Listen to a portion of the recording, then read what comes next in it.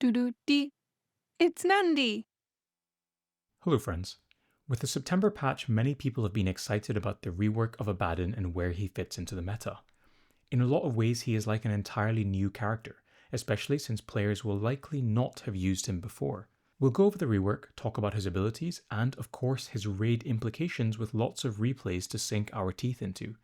If you're only here for the first 30 seconds, it looks like Abaddon is comparable to other characters in the flex slot for the Custodes team, but doesn't blow any of the other options out of the water. I'll skim the usual character showcase bit since many of you will already have the character available to play with.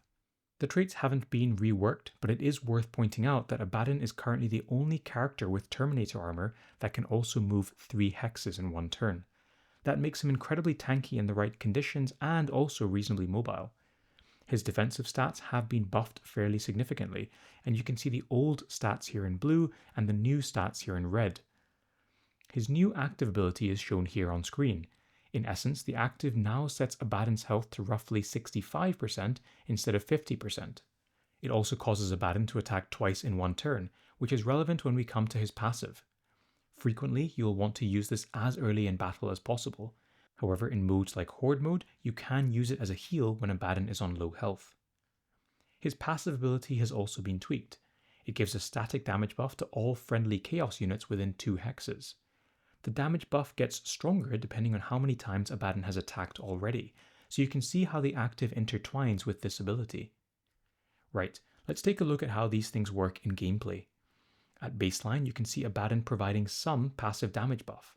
After we use his active, he does 2 attacks, and the passive damage increases accordingly.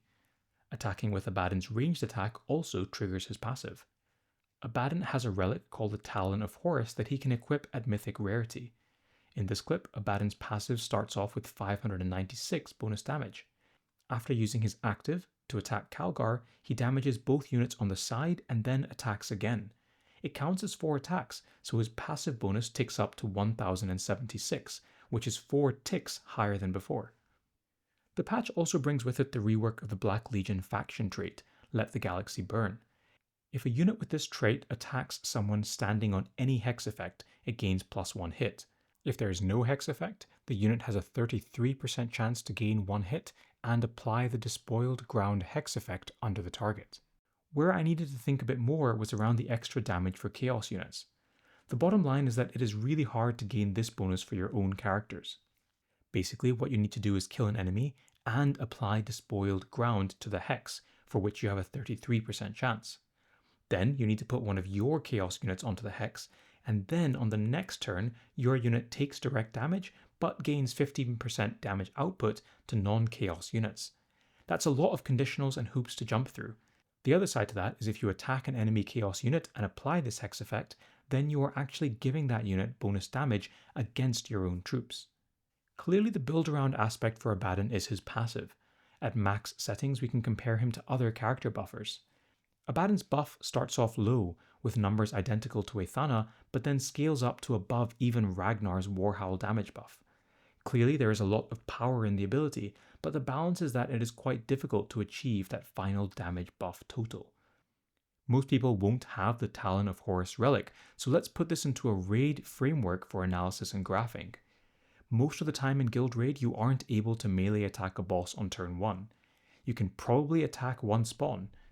Talon, Tacticus Ambassador and Friend, has helpfully made this graph to work out the effective damage buff that Abaddon does compared to other characters.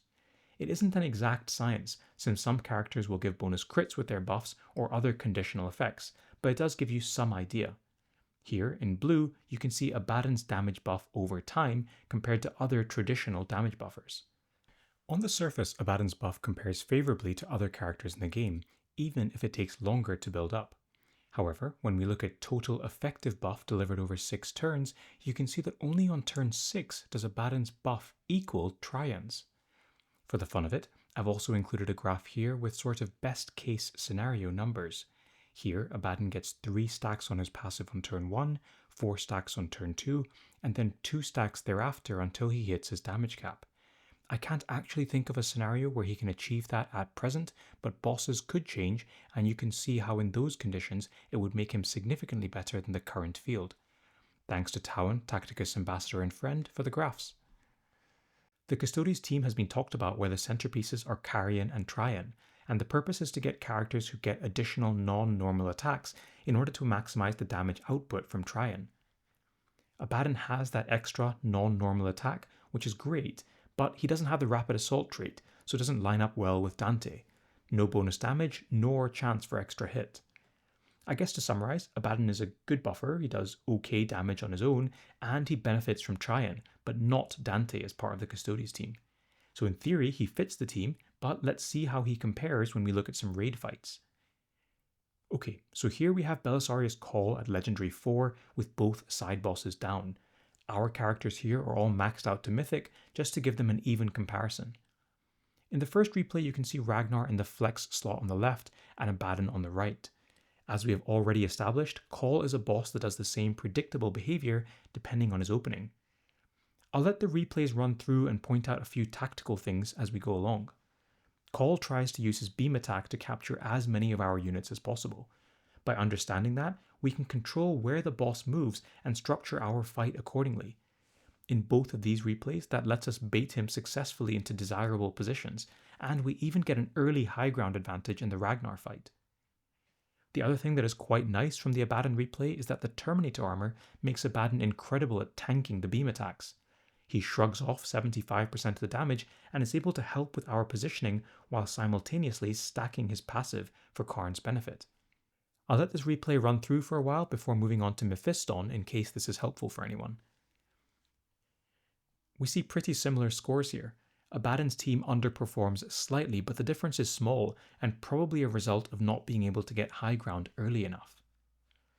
Okay, next up we have Mephiston on the left and another opening on the right that was inspired by another creator, Carnage, with some tweaks I've made. I've left a link to his channel in the video description. The first thing to point out is that Carrion survives in this position on the Abaddon replay because of the defensive hex effect from the Forge Fiend. We are able to trap Call in a low ground hex earlier in the fight, and that reflects the higher damage of this Abaddon replay. It is slightly higher risk though, since you are relying on low damage rolls for your containment to work. In theory, you could use the Forge Fiend's fire for some defensive protection, much like we used on turn 1 for Carrion. Again, I'll let both replays run through in case they are useful.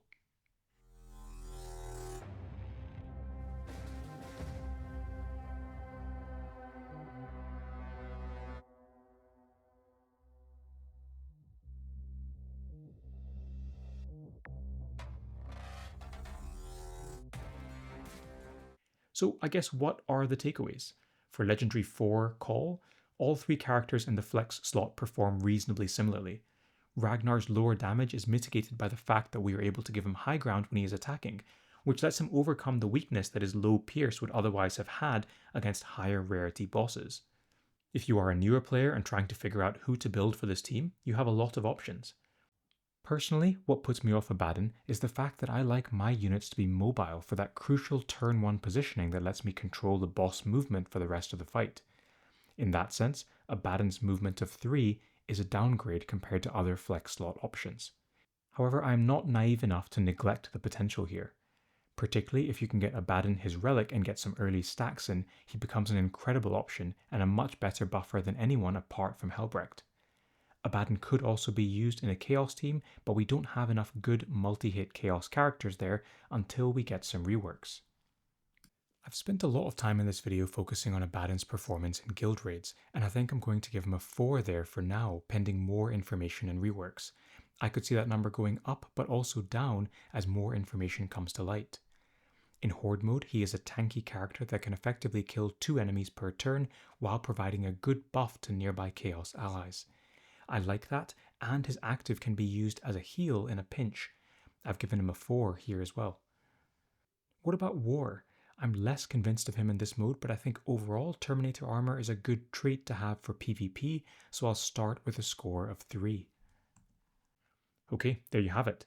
Lots of replays and technical stuff, but hopefully still useful. Thank you as always to my Patreons for their support, and bye for now.